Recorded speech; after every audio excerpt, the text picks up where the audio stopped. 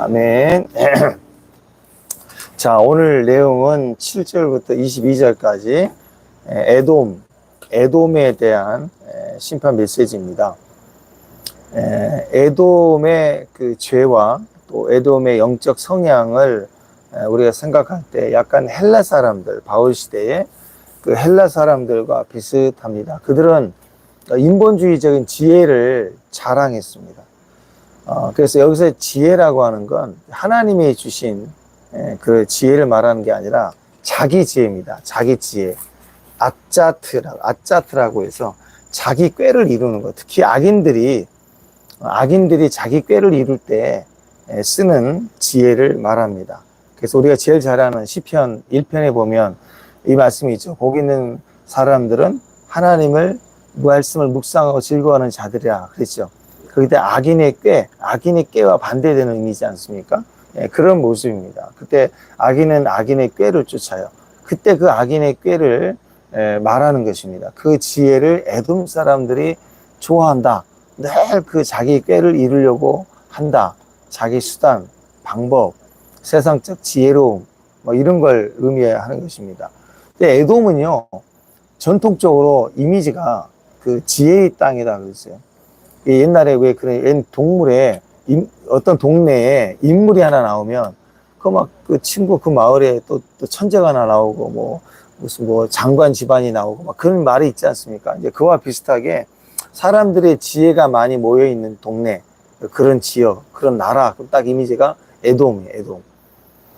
그래서 이 에돔의 그 시작을 보면 누구의 뿌리가 있냐면 그 야곱과에서 쌍둥이 중에 그 에서의 후예가 에서가 가서 민족을 이루는 게 이제 에돔이에요. 에돔. 뜻은 이제 몸에 이렇게 에돔이라는 뜻은 붓다라는 뜻을 갖고 있거든요. 붓다. 그러니까 혈기가 있고 힘이 강하고 그러니까 육신적인 지혜가 많고 이제 우리가 그렇게 인식을 해볼 수 있을 것 같아요. 그러니까 아짜트라고 하는 이 악인의 꾀를 이룬다. 근데 에돔에 있는 그 지혜는 항상 하나님보다 자기 머리를 의지해서 사는 거예요. 하나님보다는 자기 지혜, 자기 의지, 그 다음에 자기 수단, 그 다음에 공적으로 세상 사람들이 인정해 줄 만한 것들을 내가 지식화해서 그걸 자랑으로 삼는 사람들이다. 이렇게 볼 수 있어요. 그러니까 하나님의 말씀이 들려오겠습니까? 들려오지 않죠. 먼저 이성이 발동하기 시작하니까요. 그러니까 에돔은 그런 사람들의 모습이다. 그런 의미에서 하나님은 철저히 외면을 당하셨다. 예수님이 십자가에 달리신 곳이 이제 골고다잖아요. 골고다 언덕. 그 골고다라는 뜻이 해골의 곳입니다. 해골의 곳은 뭐예요? 우리의 대가리가 깨지는 거예요. 그러니까 예수님 십자가를 믿는 건 똑똑하면 절대 못 믿어요. 그러니까 약간 미련한 자들에게 복음이고 그냥 믿어지는데요. 이런 바보가 돼야 구원을 받아요. 근데 이게 왜 가야 되는지, 이게 왜 십자가인지, 왜 나에게 십자가를 지라고 하는지, 이러면 믿음으로 들어가기 상당히 어렵게 되는 거죠. 괜찮아요. 괜찮아. 말씀이 중요하지, 카메라는. 자, 그래서 그 생각을 꼭 하셔야 됩니다. 자, 에돔 사람의 대표적인 우리가 인식할 수 있는 사람이 누구냐면, 욥이에요, 욥. 욥은 우리가 생각할 때 유다 사람인 줄 알았는데 아니에요. 욥은 이방 사람입니다.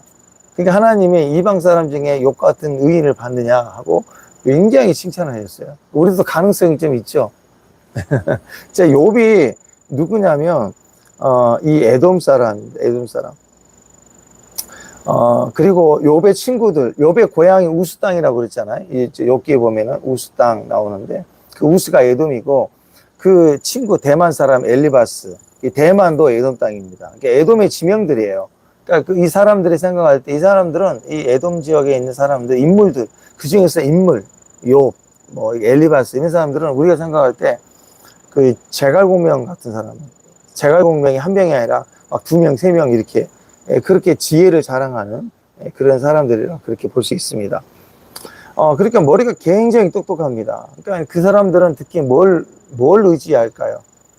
개인의 각자의 똑똑함을 가지고 살기 때문에 그게 나라를 이루면 그 사람들의 국력의 베이스가 되는 건 외교력 그런 거예요. 육신의 힘이 세우면 군사력 그러잖아요. 굉장히 친화적이고 똑똑하고 문화적 그리고 이런 외교력 뭐 이런 것들이 그다음 동맹 여러 관계를 잘 맺어요. 그리고 지지자들을 막 끌어모으는 거예요. 그러니까 이 사람들은 설계를 잘해요. 어떤 일을 하면 설계를 잘해요.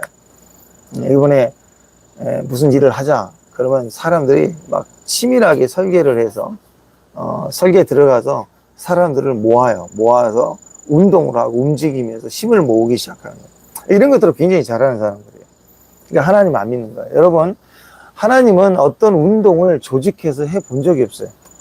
사실 전 세계 지금 하나님의 역사 가운데 가장 강력한 역사로 평가되고 있는 웨일스 부흥. 왜냐하면 그 영국의 100여 년 전에 웨일스 부흥이 이반 오버츠 한 사람으로 인해 시작됐을 때 엄청난 부흥이 일어났고, 그것이 미국으로, 그 다음에 뭐 우리 일본으로, 한국으로, 뭐 중국으로, 그 다음에 인도까지요. 지구 한 바퀴를 이 부흥의 물결이 막 계속 번졌어요. 산불 나면 막 산이 번지듯이. 100년 전에 우리 평양의 부흥도 제 예루살렘 부흥이라고 할 만큼 대단한 일들이 일어났지 않습니까? 그런 불길들이 한 100년 전에 그 동시대에 막 흘러갔거든요. 그 시작이 에바노버츠예요. 나를 꺾어주세요. 그렇게 기도했을 때 강력한 부흥이 이렇게 일어났는데, 그때 그 영국의 그 부흥운동이 에바노버츠를 통해서 강력하게 일어났던 부흥운동이 계속되지 않고 어느 시간이 지날 때 꺼져버렸어요. 왜 꺼졌냐면, 이 무명의 한 청년이 신학 공부하다가 돈이 없어서 못하고 탄광 그 촌에서 일하고 먹고 사는 청년이 하나님 앞에 늘 죄송한 마음으로 기도하는 내용이 나를 꺾어주세요. 그러니까 그 하나님이 그 한 영혼을 꺾으셔서 응답해 주시는 것이 그 옆에 있는 자매들, 형제들에게 간증할 때 막 다 감동으로 나를 꺾어주세요. 네, 그렇게 하는 부흥운동, 회개운동이 변화를 주기 시작했는데, 이게 강력한 영국의 큰 부흥을 주기 시작하니까 영국에 있었던 많은 기독교 일꾼들이 나쁜 의도는 아니었어요.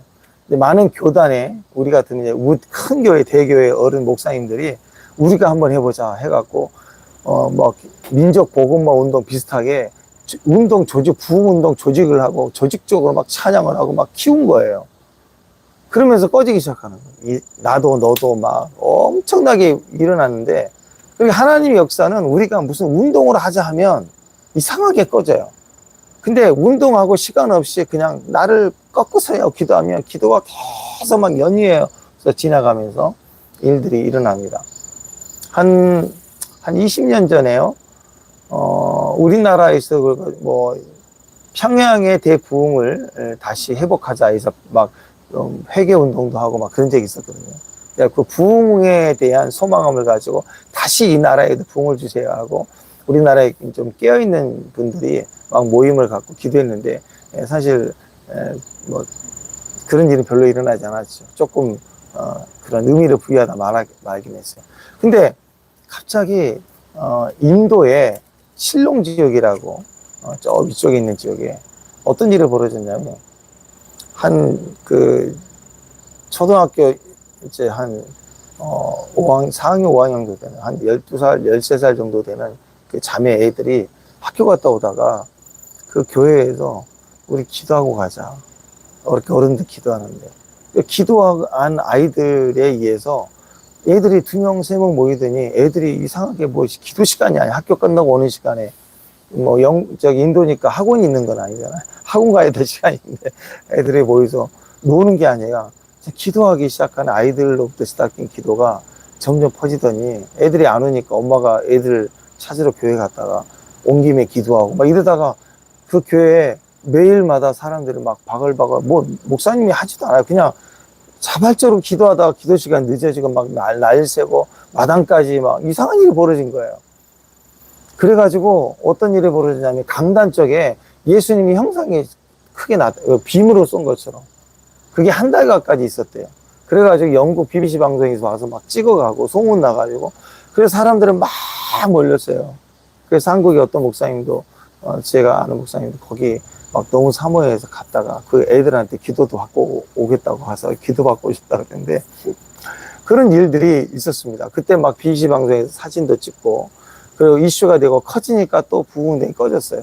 부흥이 막 계속 가지면 꺼져요. 이상하게 사람이 소문을 내거나 뭐 그러면 그 순수했던 뜨거움들이 약해지는 것 같아요. 근데 반대로 생각하면 무언가를 옳은 걸 정의, 개혁, 변화, 결단, 혁명 이렇게 하면서 막 끌어모으고 외치고 하는 건 하나의 방법이 아니에요. 이건 에돔 사람의 기술이에요. 오히려 분명한 죄 앞에 우리는 정죄하기보다는 우리가 먼저 회개하기를 원하고 그 문제를 우리의 문제로 풀어가기를 원하시는 거지, 정죄하는 모습은 절대 하나의 모습이 아닙니다. 그럼 막 부흥운동을 하고 막 변화운동하고 사회운동하고, 그건 변화를 외치는 것 같지만 자기 정의를 외치는 경우가 너무너무 많다는 거죠. 그러니까 이 사람들의 기질을 좀 알겠지. 외교력, 정치력 뭐 이런 걸 통해서 사는 겁니다. 그러니까 딱 이거예요. 자기 책략, 모략은 뛰어나요. 근데 기도가 없어요. 이런 사람의 특징은 진짜 기도가 없어요. 기도를 안 해요. 기도 시간만 빠져요. 기도는 죽어도 안 해요. 뭔 알아요? 기도학은 알아요. 기도의 필요성을 알아요. 근데 기도는 안 해요. 신기하죠? 기도란 무엇인가? 문학적으로 막 구속사적으로 잘 얘기할 수 있어요. 근데 기도의 사람은 아니에요. 무릎의 사람은 절대 아닌 거예요. 그러니까 우리가 어떻게 이해할 수 있어요? 우리도 우리 삶 속에 기도로 해석해야 됩니다. 어떤 사건이 일어나더라도 해석을 기도로 해야 돼요. 머리로 하기 시작하면 운동하기 시작해요. 그래서 우리가 기도의 사람이 되기를 바랍니다. 축복합니다. 자, 지금도 이런 사람이 있습니다. 되게 똑똑합니다. 좋은 지식이 많고 좋은 학벌도 있고 머리가 좋지 않습니까? 막 IQ 140 이상의 뭐 천재. 근데 예수를 안 믿는다. 예수만 빠졌어요. 우리 사익감으로 1등이에요. 예수만 안 믿어요. 그것만 빼면 1등 사익감이에요. 뭐 그런 느낌으로 보면 되는 거예요. 에돔 사람이 그랬다. 네, 그렇게 볼 수 있어요. 7절 한번 보실까요? 7절 한번 보겠습니다. 7절 시작. 만군의 여호와께서 이와 같이 말씀하시되 대만에 사는 지혜가 어떻게 되었느냐? 명철한 자에게 책략이 끊어졌느냐? 그들의 지혜가 없어졌느냐? 그러니까 하나님 계속 지혜, 명철, 또 책략, 지혜, 지금 한 구절에 계속 이어서 말씀하고 계시죠. 그런 거예요. 여기서 지혜는 외교력, 친구, 너희들이 믿는 거 뭐냐? 너희들이 외교력이 있지 않니? 동맹 맺었다냐? 다 어디 갔냐? 이거 어디 갔냐? 내가 심판한다. 근데 어디 갔냐? 다 니 버린다. 다 니 등긴다. 니가 자랑했다. 끝난다. 그 얘기를 하고 있는 거예요. 자, 자기가 똑똑하다고 생각했는데 엉뚱한 걸 의지하는 걸 말해요.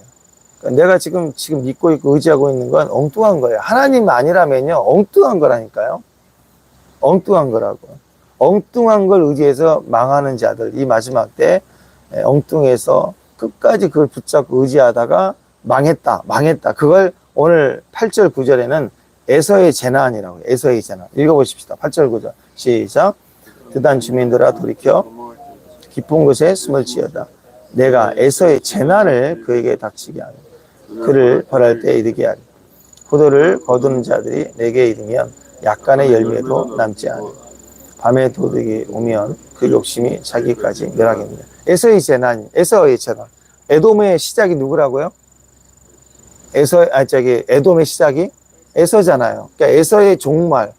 그러니까 쌍둥이잖아요. 야곱과 에서가 똑같이 생겨. 똑같은 이삭의 아들이고 똑같이 생겼고, 그리고 먼저 난 자고 또 장점이 많잖아요.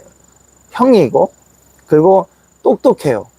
야곱은 엄마 품에 맨날 붙어 있고, 마마 보이고, 사익감으로 진짜 낙점이에요. 야곱은 그렇잖아요. 엄마 아침 뭐 먹어야 돼? 자기 아내가 있는데, 엄마 나 뭐 입어야 돼? 넥타이 뭐 해야 돼? 그리고 지금 그 마누라한테 화딱지 나지. 그거 목을 조여버려야지. 그거 마마보이 맨날 물어봐. 그러면 안 되죠. 그잖아요. 사익감은 땡이에요. 근데 에서는 못 치잖아요. 힘으로 내가 탁 직접 하고, 또 속이질 않잖아요. 인간적으로 보면 속인 게 없어요. 정직하잖아요. 내 힘으로, 내 손으로 잡아서 아버지를 공개하리라. 그러니까 여기다가 뭐 풀 발라서 털 바르고 할 필요 없어. 털도 나와 있고, 남자답고, 그렇잖아요. 딱 하나 부족해요. 예수를 안 믿어요. 기도를 안 해요. 야곱 다 빵점. 1점부터 문제, 2번 문제, 1번 문제, 2번 문제 다 빵점, 빵점, 빵점, 빵점, 다 빵점인데, 가로 열고 단, 의지에, 하나님 의지에, 엄마를 따라서 하나님 의지에. 그러니까 하나님은 직접 참는 것처럼 보이지 않지만요, 엄마를 통해서 하나님에 대한 신앙이 있었어요. 그러니까 도망가자마자 제일 먼저 한계를 당할 때 하나님 앞에 기도하잖아요. 그때 하나님 만나잖아요. 바로 그겁니다. 그래서 제일 인생의 승패의 시작은 바로 하나님이 있느냐 없느냐가 너무너무 중요하다. 자, 그리고 10절에 보니까 에서의 옷이 나와요. 이것에 대한 이유로 에서의 옷입니다. 에서가 결국은 이런 멸망으로 가지만, 인본주의가 멸망으로 가지만 그 모습을 이렇게 표현해요. 10절에 보면 에서의 옷을 벗겨버려요. 에서의 옷, 그러면 우리가 앞에 방금 설명했던 것이 무엇을 의미하죠? 자, 옷을 계속 벗으면 어떤 일이 벌어집니까? 우리 한번 볼까요? 옷을 막 벗겨버렸어요. 그러면 이제 너니샤스 나오죠? 너니샤스 또 벗겨버렸어요. 뭐가 나와요? 알몸 그지 되는 거예요. 알몸 그지. 에서가 어떻게 돼요? 자기가 똑똑하다고 느꼈던 모든 지식을 다 벗겨내는 거예요. 옷 벗기는 건 쉬워요. 근데 옷은 직분을 상징하니까 지식으로 인해서 생겨난 자기를 보호했던 모든 것들을 다 벗겨버리는 거예요. 인간은 창세기에 보면 그러잖아요. 영광이 사라지니까 아담과 하와가 부끄러움을 느꼈고, 부부 사이에 무슨 부끄러움이 있겠습니까? 근데 부끄러움을 느끼니까 서로 무화과 잎으로 이렇게 옷을 해입어서 가렸다고. 인간이 가리고자 하는 모든 것들이 이렇게 벗겨지는 거, 발거벗겨진다, 수치가 된다 이거예요. 자기가 의지했던 것을 하나님이 하나씩 벗겨버리신다. 알몸 상태가 된다. 부끄러움을 당하게 될 것이다. 그 에서의 옷으로 가릴 만한 게 없어요. 이 땅의 모든 나를 가릴 만한 것은 그것은 무화과 나무예요. 어떤 것도 우리를 가릴 수가 없습니다. 그래서 창세기에 보면 하나님께서 무화과 잎으로 가렸던 그거 있잖아요. 여러분, 이파리 그때는 무서운 것 같아도 이런 날씨면요, 한 서너 시간 지나면 뽀르르 말려 올라가 버려요. 가릴 게 없어요. 다 알몸 상태 똑같다고. 그죠? 그 모습이 비참하고 수치스러운 거예요. 가릴 수가 없구나. 이 세상에 그 어떤 것으로 가릴 수 없다. 돈으로도, 능력으로도, 또 우리가 아는 이런 지식으로도 자리를 가릴 수가 없다라는 거예요. 그런데 창세기에 보면 아담과 하와를 쫓겨 나가잖아요. 그때 하나님께서 뭘 해요? 짐승을 잡아서 그 가죽의 옷을 입혀서 내가 너의 수치를 덮고 가리고 치유할 것이다. 나중에 누구 상징합니까? 그 뚝뚝 떨어지는 하나님이 뭐 그 급하게 쫓아내실 때 다시 너를 내가 구원할 거다 하고 쫓아내실 때 구원의 약속으로 주신 게 가죽옷인데 그 가죽옷을 하나님 어떻게 주셨겠어요? 그 양이죠. 양을 잡아다가 그것을 땡볕에다가 다 털 깎고 다른질하고 색깔도 브라운 색으로 다 가죽을 이쁘게 해가지고 그 입혔겠어요? 양가죽? 그렇게 안 했겠죠? 막 잡아다가 툭툭 떨어지는 아직 짐승 피가 있는 그대로 그냥 입혀서 보내는 거야. 알몸이니까. 누구를 상징해요? 예수님 상징하는 거야. 내가 내 아들을 잡아 너를 구원케 하리라는. 그걸 얘기하고 있다는 거예요. 그러니까 여러분, 우리의 모든 수치 무엇로 가릴 수 있어요? 예수 그리스도의 옷밖에 없어요. 어떤 것으로 우리를 가릴 수 있지 못하다. 로마서 13장 12절, 13절, 14절 보면 밤이 깊고 낮이 가까웠으니 그러므로 우리가 어둠의 일을 벗어버려. 옷부터 벗어버리고 빛의 갑옷을 입자. 낮에와 같이 단장하게 행하고 방탕하여 술 취하지 말고 음란하거나 호색하지 말고 다투거나 시기하지 말고 오직 주 예수 그리스도로 옷 입고 예수 그리스도 옷을 입고 정욕을 위하여 육신의 일을 도모하지 마라. 이렇게 얘기하고 있습니다. 이 육신의 옷을 입지 말라라고 말씀하고 있어요. 그러니까 우리가 예수 그리스도 옷을 입을 때만이 여러분 우리의 모든 수치와 부끄러움을 가릴 수가 있어요. 아멘? 네.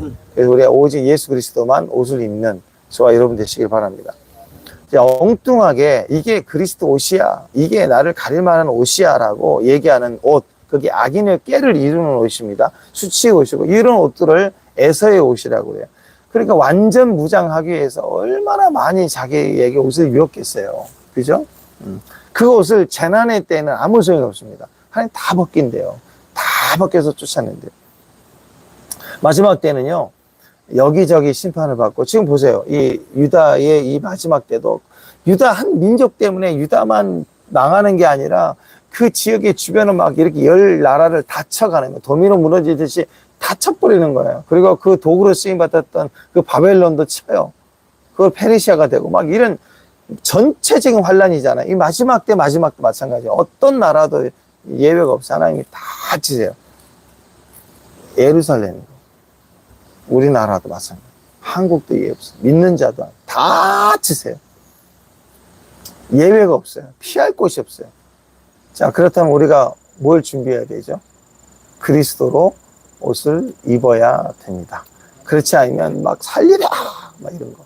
미국에서도 보니까 이렇게 자기 벌판, 사막 이런데 그 컨테이너 같이 꽁꾸리를 지하에다 파가지고, 거기에 막 핵전쟁이 나도 그 안에 들어가면 한 6개월은 버틸 수 있는 식량과 이런 그 세팅한 집을 팔아요. 우리 돈으로 한 250억 정도 되더라고요.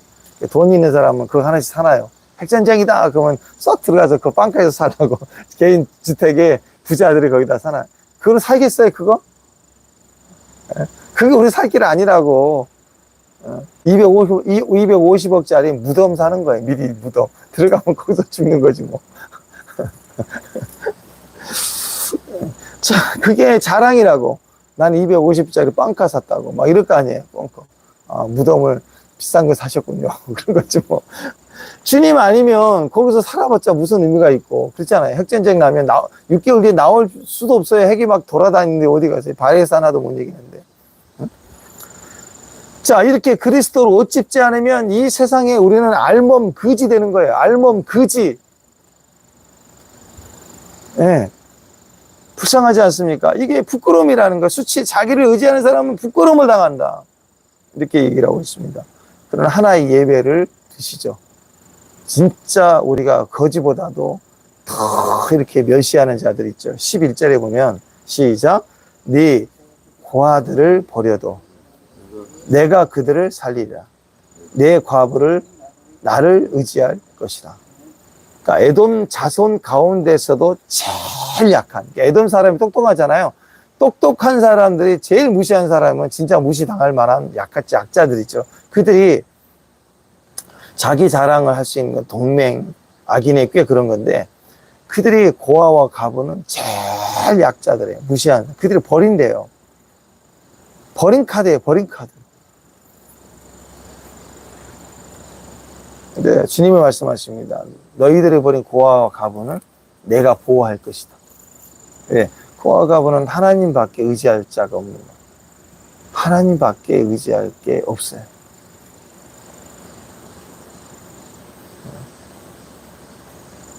어떤 목사님이 그러셨대요.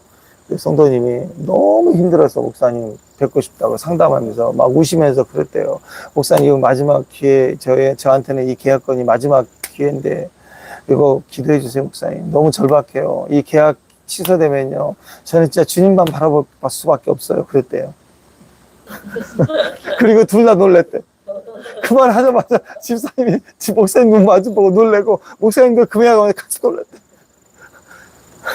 계약해야 돼, 안 돼야 돼? 안 돼야 돼. 아직 주님만 바라봐야 산다니까요. 예.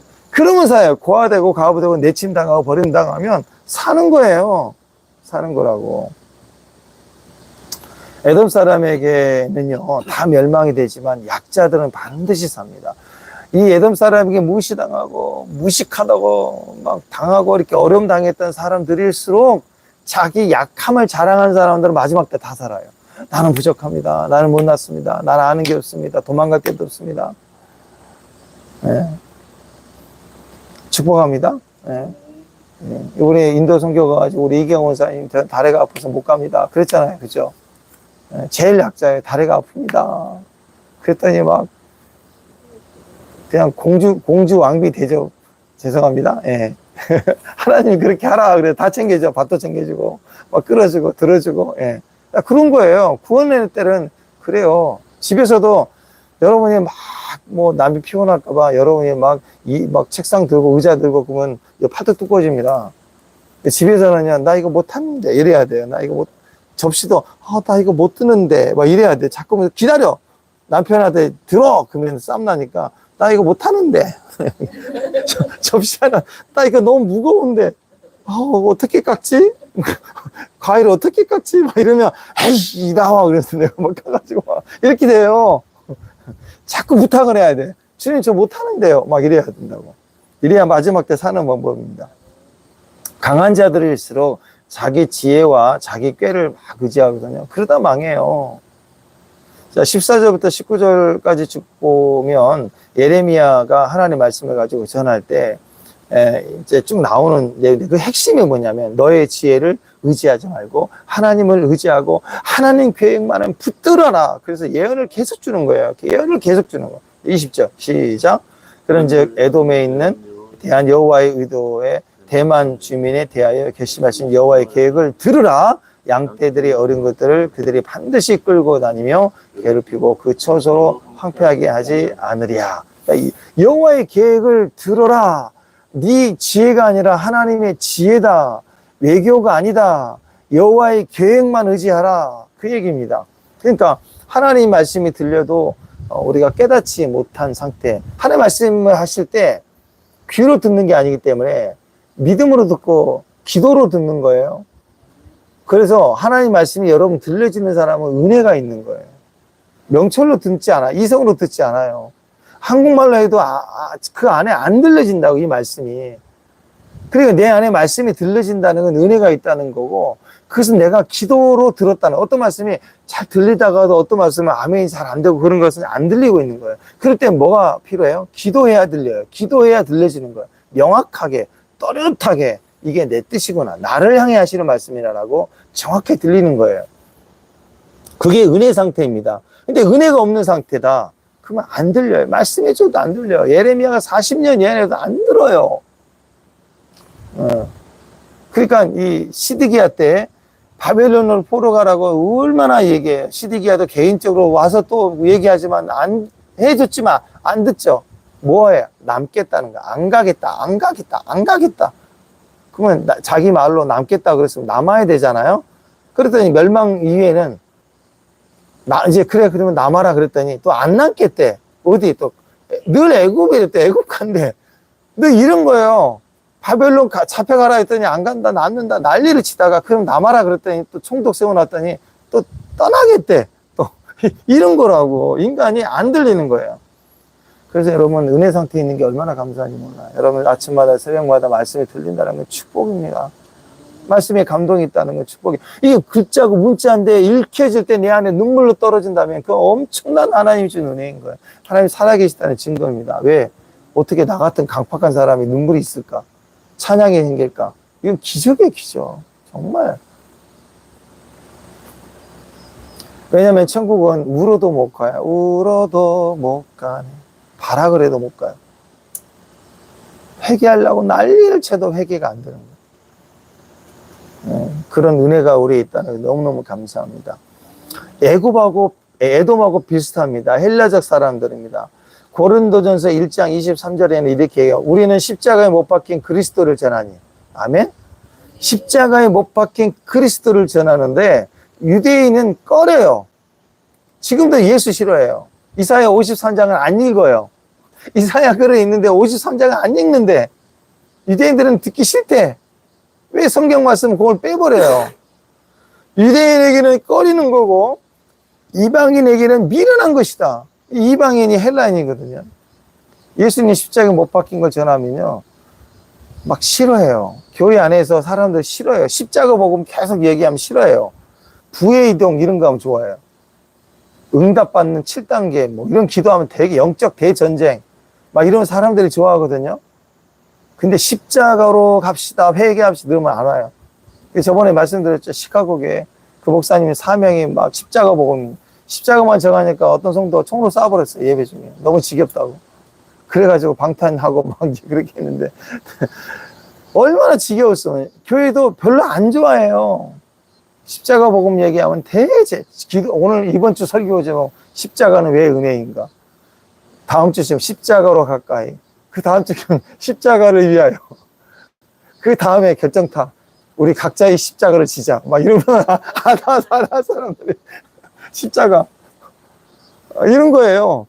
자, 유대인들은 꺼리고요. 실은 이방인들은 아유, 저 미련한 것들, 저 바보들. 이게 자기 머리를 의지하는 사람들의 특징입니다. 욥의 세 친구를 보십시오. 엘리바스, 빌닷, 소발. 이 세 친구들 하는 이야기 똑똑해요. 똑똑해. 진짜 똑똑한 얘기예요. 아주 예의 갖춰서. 이런 사람들의 특징은 쌍욕 안 하잖아요. 정말 젠틀하고 점잖게 학문적으로 논쟁하듯이 와가지고 조목조목 얘기하면서 그대의 말은 가장 어리석은 사람만 말고 같도다. 막 이러면서 막 해와 달을 논하면서 아주 그냥 심리적으로 내면적으로 밝히는데 딱 하나죠. 믿음이 하나도 없는 소리만 해요. 그렇잖아요. 지금 상처받고 고난당한 욥의 입장에서 하나도 도움이 되지 않아요. 이게 인본주의 생각을 하는 거예요. 하나님 의지 않는 말, 자기 자신 머리만 믿는 말, 결과적으로 하나님의 지혜가 없어 영혼 하나 살리지 못하고 자기 존재 자체를 보지 못하는, 나는 등에 하나님께 책망을 다 듣게 되더라. 요약하면 딱 결론을 뒤집어 보면, 에돔 사람의 이런 심판의 메시지를 뒤집어 보면 딱 갈라디아서 2장 20절이죠. 내가 그리스도 땅 십자가에 못 박혔나니. 예수님이 어디서 못 박혔어요? 골고다 언덕, 해골의 곳에서. 우리는 우리의 생각을 십자가에 못 박아라. 정과 욕식을 십자가에 못 박아라. 그죠? 내가 산 게 아니고 내 인생에, 내 삶에 예수가 사시는 거예요. 그 예수님을 끝까지 믿고 의지하고 사는 삶. 우리 약함을 드러내고 우리가 무너지고 깨지기를 원하는 것. 그때 나를 깨트리소서. 에반노브츠가 나를 꺾으소서. 조만식 장로님, 나는 아간입니다 하고 자기를 깨트렸을 때 나도 그렇습니다 하고 깨트리는 자들을 통해서 교회가 회복되고 가정이 회복되고 이 나라가 회복될 줄을 믿습니다. 그래서 우리 에브라임 링컨처럼 정말 그런 꿈을 꾸어요. 우리나라의 그 지도자들이, 대통령이 문제 있을 때 내세입니다. 그 막 탄핵하다 난리 나겠죠. 아니에요, 안 그래요. 하나님 붙들어 주시면 누가 탄핵을 하겠어요. 인정하고 책임자로서 인정하고 회개할 줄 알고 하나님 찾을 수 있는 그런 분이 됐으면 좋겠어요. 이 나라가 그런 나라예요. 이 나라가. 여러분, 우리가 해방을 우리가 입었고 또 이 나라가 건국이 됐지만 그건 우리가 독립운동한 게 아니에요. 요즘 사람들이 이 좌파가 많이 생각을 이렇게 혼돈을 줘갖고 사람들이 또 막 혼돈을 주는데 우리나라 독립운동에서 한 게 아니라고요. 독립운동 됐지만 독립운동 때문에 나라가 해방된 게 아니라고. 일본을 무너뜨리는 전쟁이 있지 않았다면 우리는 해방을 입은 거예요. 또 6.25 때도 마찬가지죠. 일주일도 안 돼갖고 부산만 남겨놓고 다 무너졌을 때 갑자기 메가더가 인천 상륙작전을 함으로 인해서 서울 수복되면서 전환이 일어났잖아요. 그때도 미국에서 절대 하지 못하게 했지만 그러나 메가더가 그것을 행하는, 그리고 서울 수복하고 그리고 그 연설하며 마지막에는 주기도문으로 마치고 그리고 주권을 다시 대한민국에 주고, 이게 다 메가더가 한 일이에요. 그러니까 어떤 인물이, 하나님이 쓰시는 사람이 이 나라를 이렇게 결정적으로 살리고 도움을 주고 그렇게 우리에게 준 나라가 바로 대한민국입니다. 여러분, 이 대한민국을 향한 하나님의 계획이 위대하셔요. 위대하셔. 그래서 여러분, 그 나라의 그 기름 부음이 있는 그 하나님의 비전과 뜻을 품어낼 수 있는 내 명철과 지식이 아니라 이 나라에 살 길은 하나님밖에 없어요. 하나님밖에. 그걸 철저히, 나라도 우리 교회도 우리 가정도 나 한 개인도 절대 애돔이 되면 안 돼요. 붉은 피를 가지면 안 돼요. 때깔 좋으면 안 돼요. 여기 보면 과부, 고아와 같이 또 나그네와 같이 우리가 그런 겸손함으로 하나님을 의지할 수 있는 최고의 지혜가 됐으면 좋겠습니다. 그런 승리가 있기를 주님의 이름으로 축원합니다. 기도하겠습니다. 하나님, 나의 명철, 나의 지혜를 자랑했던 것을 회개합니다. 오직 예수의 지혜, 십자가의 복음으로 오늘도 승리하고 영원한 약속을 가진 주의 사람들, 그 믿음 속에 우리에게 주신 오늘도 임재와 기름 부음 안에 사는 귀한 종들 될 수 있도록 주께서 함께하여 주옵소서. 예수님 이름으로 기도합니다. 아멘. 감사합니다.